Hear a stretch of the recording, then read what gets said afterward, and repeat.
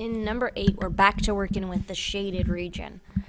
This one is made up of some kind of rectangular looking shape and then a triangle in the middle. I don't know how to find the area of that outside shape, so I'm going to cut it into 2 pieces that I do know how to find the area of.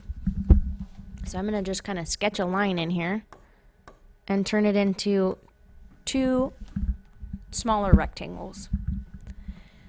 It tells me the dimension here is 4 and the dimension here is 17.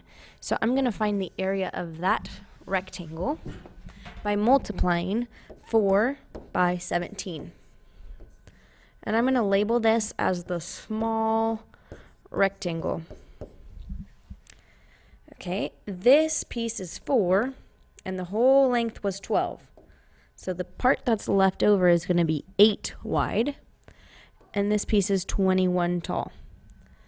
So we have an 8 by 21 rectangle, and I'm going to call that the large rectangle.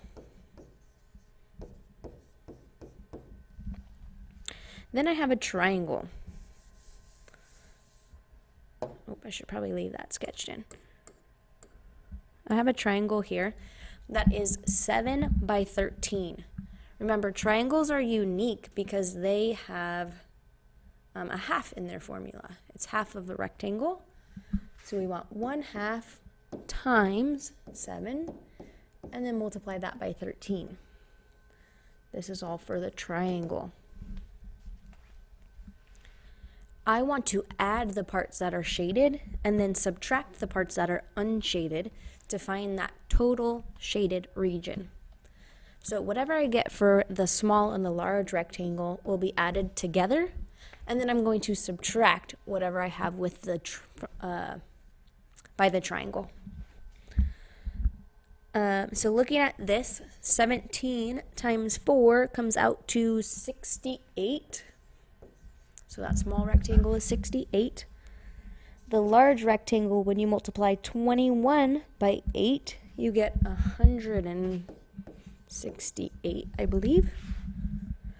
And then we've got 7 times 13 is 91. And we need half of 91. Make sure you have a multiplication symbol in there. All right, half of 90.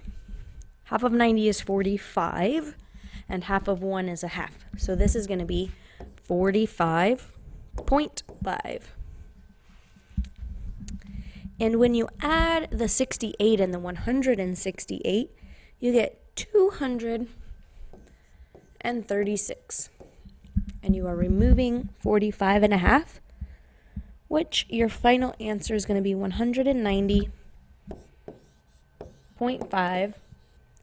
And then don't forget about your units. It's measured in centimeters, and it's an area. So we need it to be squared. And that is it.